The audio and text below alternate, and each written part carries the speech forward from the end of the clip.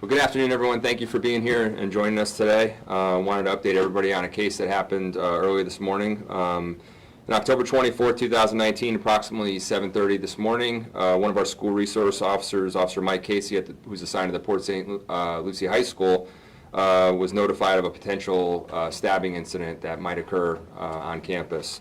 He was notified by the assistant principal that two students had come forward stating that they had spoken to the suspect, and the suspect indicated that he was armed with a knife, they had seen a knife, and that the suspect had made threats to injure another student. The officer, along with the assistant principal and a deputy from the St. Lucie County Sheriff's Office, immediately went to the student's class where they identified the suspect, removed him from the classroom, and the suspect admitted to having a knife in his possession, which he produced from his left pocket. In the suspect's bag, also in his possession, were two other knives. The suspect indicated and alleged that he's been bullied for quite some time and that he intended to stab the victim in this case. No violence occurred on campus, thankfully, and the incident was resolved without any further incident. The bullying allegation is currently being investigated by the school administration and our officers and the St. Lucie County Sheriff's Office, and they're going to follow that to its conclusion to verify whether or not any bullying was going on campus that led to this incident. But we have arrested the suspect. He has been charged with 3 felonies, aggravated assault with a deadly weapon, possession of a weapon on school property, intimidation to threat or kill or injure, and a misdemeanor charge of carrying a concealed weapon on his person. So with that, I'll entertain any questions anybody has.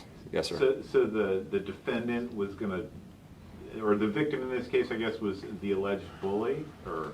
Allegedly. Allegedly. We don't know that for certain right now, but the suspect in this case has alleged for the past couple months he's been bullied not only at school but on social media, and apparently just had enough of it.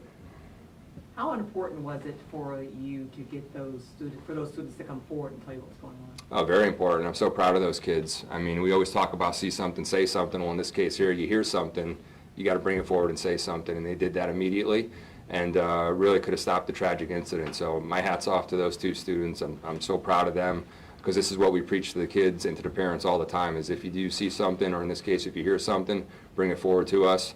And I can tell you from our standpoint, from the St. Lucie County Sheriff's standpoint, we are relentless in follow-up in these investigations when we hear any type of threat or any potential threat on social media or in the schools.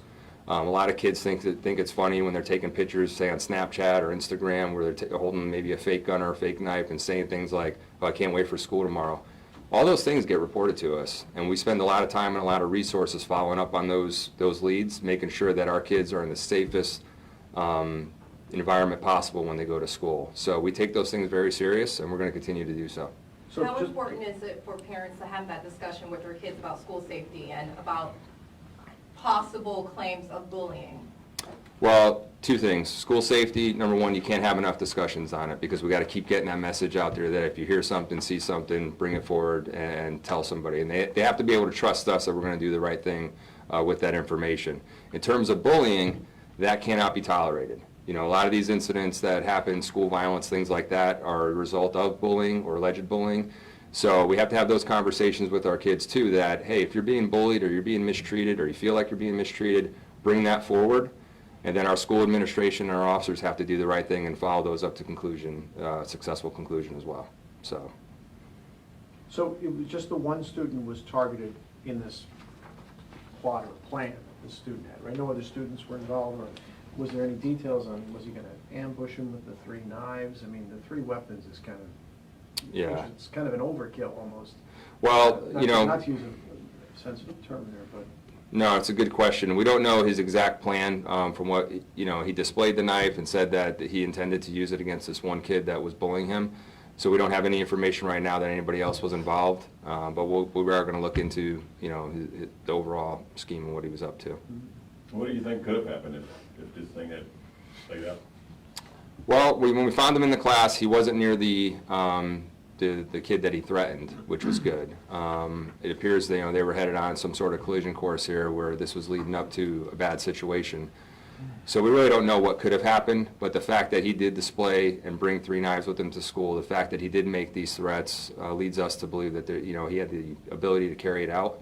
And we're just so thankful for these other two kids for bringing this forward and for the administration at the school to act on it so quickly. This is why it's so important to have school resource officers at the schools that, there's no response time or delay in response time to call 911, wait for an officer to get there. Our officers, our St. Lucie County Sheriff's deputies are on school. They're committed to making sure it's a safe environment, and they acted within seconds of getting this information. So they did a great job. Another incident involving a student stabbing happened in Fort Pierce not too long ago. Second in the district, do you think that it would be a little bit overboard to have metal detectors as a preventative measure, as a proactive measure in these schools? I can't speak for what the school district wants to do as far as taking preventative measures. I know that they have spent millions of dollars in improving school safety, and they're going to continue to do so. That's probably a better question for Chief Brian Ruther with the school district as far as what those plans are in the future. So. The name of the kid's Blackout, he's got 3 felonies. Correct. What's up with that? The reason I'm not comfortable right now releasing his name is because he is alleging that he is being bullied, and he can possibly be a victim in that case as well. So until we vet that out and make sure that he is not a victim, I'm not really too comfortable releasing his name at this time. So as soon as we do know that, though, and we look into that, we'll get that information out to you as soon as possible. But I just want to err on the side of caution right now. You heard he might be a ROTC student, do you know anything? I've heard that as well, that they were involved in the junior ROTC program, perhaps in there together. I don't know any details about that or if anything had happened at that, but that's going to be looked into in terms of the bullying aspect. Did he say where he got the knives from? To my knowledge, no. What kind of knives were they? There's 3 different knives. One was described as one is a folding knife that was found in his left pocket. They also recovered what's described as a wooden-assisted opening knife and a 6-inch fixed exotic knife. And I believe our public information officer, Sergeant Vega, released some photos earlier that depicts those knives for you. Yeah, I know you're sort of mentioned bullying quite a bit. And, Correct. But, I mean, so even though it just says in the affidavit due to past arguments in school, but did you guys sort of, I guess, tease that out that it's more of a bullying thing rather than just some sort of dispute? Right. From my understanding, when the school resource officer was interviewing the suspect, he made allegations of bullying, made references to past arguments with this other student. The specifics of what that bullying is or what those arguments are, from my knowledge, are social media related and also at school. I don't have any specifics of what those arguments were about or what type of bullying he was experiencing, but he is alleging that, and so we're going to make sure that we follow that up and figure that out. Is the student a freshman?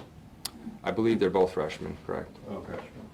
Oh, right, sorry. It was in here. The 2 friends who heard of this in advance, did they pick that up on social media, or was there actually bragging in school? Did they specify how they heard? From my understanding, they had direct contact with the suspect in this case, and that's when he displayed the knife, and that's when they decided to bring this forward. Was he enlisting their help, do you think? There's no information leading us to believe that. I think it was more of a situation like, hey, this is what's going on, this is what I'm prepared to do. Do you know whether it was before school, in a classroom, or? It was, I think, before school, the kids congregate types of stuff at school right at the beginning, and then once first period happened, that's when the officer went to that classroom and removed them from the class. And the suspect, I see here, when he was asked, he said yes, so there was no fight, no pushback, no nothing, he was very... No, very compliant, very forthcoming, very upset based on what he's been dealing with allegedly. So we want to make sure we look into that, and for any other kid too that's being bullied, we got to make sure that we're showing them the same seriousness about a school threat, like a violent school threat, as we are the bullying. We got to make sure that we're following through on that, so they know and they feel comfortable bringing something like that forward, because this is serious stuff. I mean, this is, back, when I was growing up, if you were bullied in school, it ended at 3 o'clock, you went home. Now it's 24/7. Social media, cell phones, text messages. I mean, you're connected now to your group at school all the time, so it really never ends. And it's a lot for kids to handle, and it's a serious problem, and it's something we need to talk about kids about. Not only the kids that are experiencing the bullying, but the ones that are doing it, and the consequences they can face, because it is a crime to do that. And also what not to say about school and about violence at schools. We deal with a lot of unfounded threats that we spend a lot of time and we spend a lot of resources on running down these, like I told you before, those photographs on Instagram or just silly comments people make. We've put public service announcements out, hey, talk to your kids about not saying these things. And we need to have more and more of those conversations. That's something that needs to be ongoing because, the parents do end up dealing with this at the end of the day because it's their kids that are involved in this. So it can affect their future plans for college, for military service, things like that. So we got to make sure we're being as proactive as possible in having these conversations.